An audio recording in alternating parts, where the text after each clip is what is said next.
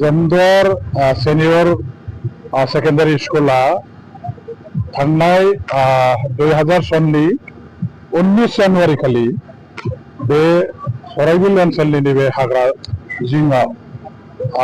जोंनि बे ओनसोलनि माखासे शिक्षानि पक्षे जायफोर सांग्रां बै समनि समाजकर्मी दैदेनगिरि बिथांमोन दंमोन आरो बे ओनसोलनि आइ आफा रायजो राजाफोरनि सहयोगाव बेवहाय गायसनजानाय जादों आरो 2020 सननिफ्राय आरम्भ खालामनानै दिनै 2025 जाबाय जिहेतु बे हिसाबै बे कलेजनि आयुआ 25 बोसोर दिनै कमप्लिट जाबाय। बेखायनो दिनै बिथांमोनहा नैबे जमदुवार कलेजनि कम्पाउन्डनि सिङावनो दिनै बिथांमोनहा बे सिलभार जुबली प्रग्रामखौ गाजा गोमजायै सानसेनि हाबाफारिजों खुंनो लादों। दा बेवहाय ओनसोलनि गासैबो बे कलेजखौ जायफ्रा गोदो गायसननाय हाबाफारियाव लोब्बा दंमोन ओनसोलनि साननो हनो गोरों समाजकर्मी दल संगठन खालामबोनाय गासैबो व्यक्तिफ्रा दिनै बेवहाय बाहागो लाफैदों। जोंनि मोनसे समनि इएम आथिखालनि गसाइगाव जिल्ला कमिटि बिपिएफनि आफादगिरि आदा सभाराम बसुमतारियाबो दङ। ओनसोलनि सासे समाजकर्मी गोख्रों बे ओनसोलखौ दैदेनबोनाय जोंहा आदा जगत दिपेन नार्जारी बिथाङाबो दं आरो लोगोसे दुलाराय बर' फरायसा आफादनि लेङाइ आफादगिरि खोरोमदाव औवारी फंबायाबो गावनि फरायसा आफादनि मावथि लोगोफोरखौ लानानै बेवहाय बाहागो लाफैदों। आंखौबो बेवहाय दिनैनि हाबाफारिनि सासे गाहाय आलासि हिसाबै बिथांमोना हांख्रायनाय लेखा आं बाहाय बाहागो लाफैदों आरो बेयाव बाहागो लाफैनायनि गेजेरजों आङो जमदुवार सेनियर सेकेंडारि स्कुलनि जे गासैबो थासारि सोरगिदिं माखासे माने बिथिंखौ नोजोर होनानै थारैनो जोबोद मोजां मोनदों आरो नैबे हाग्रा ओनसोलाव थानाय जोंनि बे गोग्लैसोनाय ओनसोलाव शिक्षानि मोनसे जौगाखांनायखौ लाबोनो थाखाय जे मोनसे बिप्लब हिसाबै बे समाव साननानै ओनसोलनि आइ आफा रायजो राजाफोरनि दैदेनगिरिफोरनि हेफाजाबाव बेवहाय जे बे कलेजखौ गायसननो आखायाव लादोंमोन बे थारैनो मोनसे गेबें आरो मोनसे माने गनायजाथाव थांखिमोन। बेजोंनो दिनै बेवहाय कलेज गायसननायनि उनाव जोंनि बे ओनसोलनि जोंनि गार्जेनफ्रा बिमा बिफाफ्रा गाव गावनि फिसा फिसौफोरखौ गथ'फोरखौ फरायसाफोरखौ बे कलेजाव फोरोंनायनि जे मोनसे खाबुखौ मोनदों। जेरै 25 बोसोराव बे जमदुवार सेनियर सेकेंडारि स्कुल अर्थात जमदुवार कलेजा गोबां जोंनि माखासे मोजां मोजां फरायसाफोर बेनिफ्राय जोनोम होनानै बिथांमोनहा साफा साफा मोजां मोजां सुबुं हिसाबै दिनै सोरजिनो हादों। जमदुवार कलेजनि बे ओनसोलाव जे अबदान जे मोनसे रल बे थारैनो बाख्नाय जाथाव। खाथि खालायाव जोंहा गसाइगावनि बादै क'क्राझारनि बादै जिहेतु गुबुनारि कलेज गैया बे ओनसोलाव जोंनि बिसेसकरि बर' राभा सान्थाल नेपालि बेबायदि माखासे हारि माहारिनि मानसिफ्रा बांसिनै रायजो जादों। खाथियाव आरो एसे गोजानाव थांब्ला जोङो बेंगलि कमिउनिटिनि मानसि मुस्लिम कमिउनिटिनि मानसिफोर दङ बिथांमोनहाबो बे कलेजाव फैयो। दा बेवहाय जायफोर दिनै फरायसाफोर दं खोब मोनसे शान्ति परिबेशआव फोरोंगिरिफोरनि बयनिबो गाहाम मोनसे अनसायनाय गाहाम मोनसे दिथायाव थानानै बिथांमोनहा फरायनाय लिरनायखौ खालामबाय थादों। बे कलेजनि गासैबो फोरोंगिरिफ्रा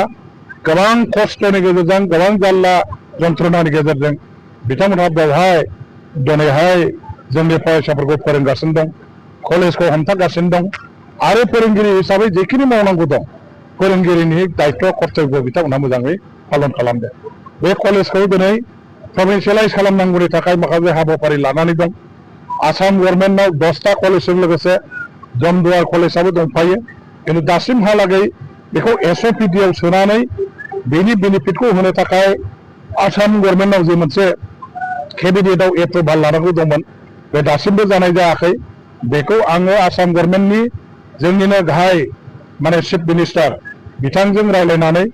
एडुकेसननि सासे इएम जाबाय जिहेतु बे जमदुवार कलेजनि प्रभिन्सियेलाइजनि आद्रा थानाय माखासे प्रसेसखौ थाबैनो मावफुंनो थाखाय आं आखायाव लागोन। आसामनि मुख्यमन्त्रि बिथांजों रायज्लायगोन। बेनि उनाव जोंहा जमदुवार कलेजखौ मोनसे कलेज प्रभिन्सियेलाइजेसन एक्टनि आन्दाराव लाबोनांगौनि थाखाय जों स्पेसियेल मोनसे कनसिडारेसनाव ट्राइबेल एरिया एडुकेसन डेभेलपमेन्टनि मोनसे बिथिंखौ नोजोर होनानै जाहाथे आसाम गभर्नमेन्टआ बेवहाय मोनसे स्पेसियेल एक्टनि गेजेरजों जमदुवार कलेजजों लोगोसे 10टा कलेज आरो जेसेबां कलेजफोर दं बे कलेजफोरखौ प्रभिन्सियेलाइज खालामनायनि जाहाथे बेबस्था लायो। बेनि थाखाय थाबैनो आं आसाम गभर्नमेन्टजों सावरायगोन। आङो दा जोंनि अफिसारफोरनिफ्राय ब्रिफिं लागासिनो दं बबे कलेजनि अबस्था माबायदि बबे high school ME school LP स्कुलनि अबस्था माबायदि प्रभिन्सियेलाइज जानांगौनि जोंहा नाम्बार्स अफ स्कुल्सफ्रा बेसेबां दं गासैबो बेयाव जोंहा टिचार एपइन्टमेन्ट होनांगौ दं बेफोर गासैखौबो नोजोर होनानै आं दा अफिसारफोरजों सावरायगासिनो दं जिखि जाया लासै लासै जोङो बे बेसेबांबा जेंना जेंगोनाजों बुंफबनाय सोलोंथाइ बिफाननि कलेज स्कुलफोरनि जेंनाफोरखौ बोस्रांनो थाखाय जोङो एसे सम लागोन आरो बेनि थाखाय हाबाफारि लागोन आं मोनफ्रोमबो दल संगठन फोरोंगिरि फरायसा आफादफोर गासैखौबो खावलायगोन बिथांमोनहा जाहाथे सरकारखौ मदद होयो बेफोर जेंनाफोरखौ बोस्रांनाय प्रभिन्सियेलाइज खालामनाय टिचार एपइन्टमेन्ट एडभार्टाइजमेन्ट अफ माने मा होनो बेखौ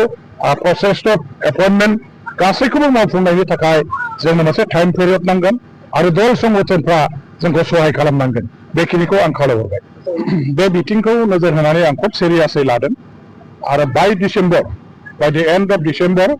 जेरैखि जाया टेट क्वालिफाइड जायफोर जोंनि जेनुइन स्टुडेन्ट माबाफोर दङ केन्डिडेटफोर दं बिथांमोननि एपइन्टमेन्टखौ जोङो जेरैखि जाया कमप्लिट खालामगोन जायफ्रा क्वालिफाइड जायफ्रा कमप्लिट क्राइटेरियाफोरखौ फुलफिल खालामनानै दं बे फुलफिल खालामजोबनाय गासैबो केन्डिडेटखौ जोङो डिसेम्बरनि गेजेराव एपइन्टमेन्ट होनानै कमप्लिट खालामनायनि मोनसे एसेसमेन्ट खालामदों मोनसे माने मा होनो परिकल्पनाजों जों दा खामानि मावनो जों स्टार्ट खालामदों बेनि थाखाय थाबैनो मोनसे स्क्रुटिनि कमिटि बानायनानै सोरनि माबायदि कन्डिसन क्राइटेरिया दङ बेफोरखौ नायनो थाखाय